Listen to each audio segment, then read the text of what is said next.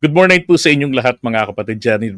The Bagger uli ang inyong abag lingkod. Pag-usapan natin ngayon etong mga contractors. Actually, walang pakialam kung mga contractors yung mga yan eh. Ang aking punto po dito kasi, bakit di ba nag-recommend no, ang ICI? Oh, eto. Kasi may mga nagtatanong, ba't naman ganun ang ICI bias? Di ba? Bakit daw bias? Sabi. Eh, okay. Pahayag mula sa tagapangulo, ang sabi, I would like to first announce the resignation of Babe Singson, blah, blah, blah. Mamaya pag-usapan natin, but could be extended. And he mentioned very intense ICI works. Okay. Ngayong araw, inirekomenda ng komisyon ang pagsasampa ng kaso laban sa mga sumusunod. Kaya Bong Revilla, kawawa naman si Bong Revilla, no? Bakit? Nasangkot na naman, pareho ni Jinggoy. Pero, dito sa pagsasampa na agad ng kaso. Pero alam nyo ba kay Bong Revilla, in fairness, never yan napatawag ng ICI. Nako. Ngayon, Maynard New, Carlin Villa, yan napansin ko dyan eh. Si Bong Revilla lang yung pinakakilala sa mga to, at saka si Maynard New, dahil kay Cheese.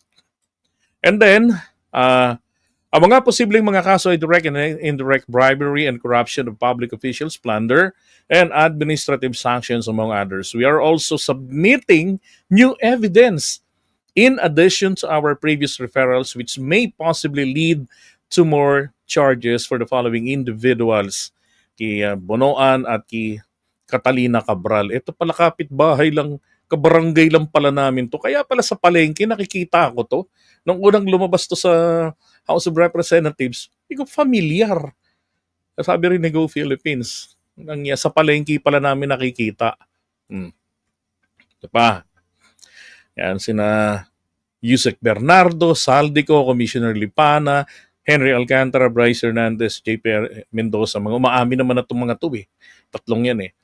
Now, because of the gravity of the allegations, the Commission also recommends that the following individuals be referred to the Office of the Ombudsman for further investigative review and case build-up, with the understanding that any additional evidence obtained by the Commission will be transmitted immediately. So, ibig sabihin dito, nung naglilitis-litis sila, nag-hearing, hindi naman actually talaga sila nag-hearing eh. May tawag sila doon, table, yung gano'n, may tawag silang gano'n eh. Ginagawa nila, yung mga pangalan ng mga nabanggit doon sa mga naunang hearing katulad doon sa Senate, doon sa House. So ngayon, yung mga tao na yung pinapatawag nila. Tapos, dahil po sa sobrang limitasyon ng ICI, okay, hindi sila katulad ng ibang ahensya ng gobyerno. Sa sobrang limitasyon nila,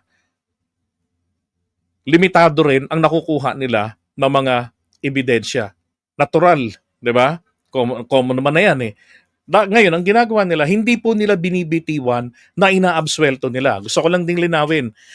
Sinasabi nila, bakit may inaabswelto sa ICI? Wala po silang inaabswelto. Hindi po sila ang lumilitis ng kaso. Sila ho ay bahagi lamang din ng due process na mas pinalawak ng administrasyon para makatulong sa ombudsman sa pagsasampa ng kaso. So, sa kanila ngayon, binigyan sila ng specific task, unlike dun sa ombudsman, pangkalahatan na mga government employees related offenses, di ba? Mga ginagawa. Dito iba, specifically pang infrastructure sila, for a decade nga lang yung coverage nila paatras. Now, ang ginawa nila rito, ipinasa nila na lang sa tong apat na tao na to sa Office of the Ombudsman kasi meron silang sapat na mga tao para sila ang mag-investigate, para sila yung mag-case build-up.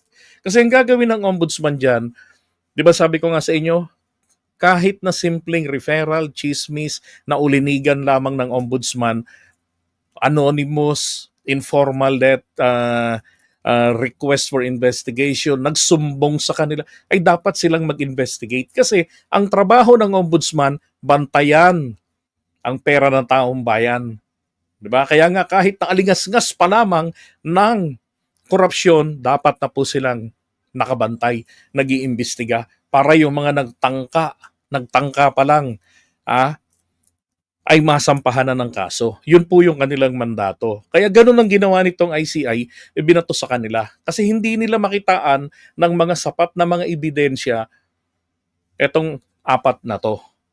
Pero hindi nangangahulugan na absuelto sila.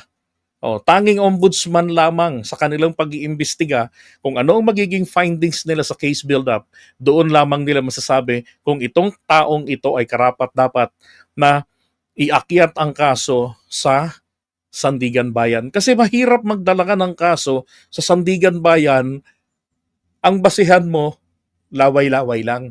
Hindi tatayo sa korte yan. Sabi ko nga sa inyo, pagpasok na doon sa Sandigan Bayan, andyan na yung rules on evidence.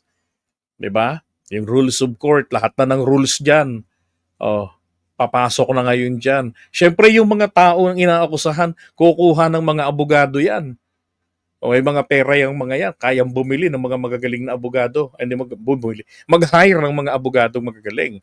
'Di ba? So, haharangin nila lahat ng mga pwedeng maharang nila diyan to protect the client.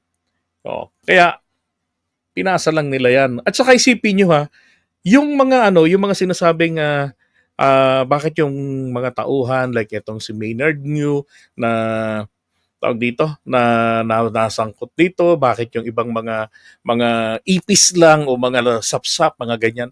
Sila ho kasi yung mas palaging nababanggit dun sa mga taong naiimbestigahan. 'Di ba? Nakikita yung kumbaga yung pag-ikot ng kalokohan nila, sila yung mga players. Ngayon, tong mga taong ito, hindi ka nakakasiguro na totoo ba na yung perang hiningi nila na sinabi ni Diskaya, talaga bang para kay ganitong tao? Hindi eh. 'Di ba? Kailangan malinaw talaga doon. So malalaman po yan ngayon ng ombudsman sa mga pagsisiyasat nila.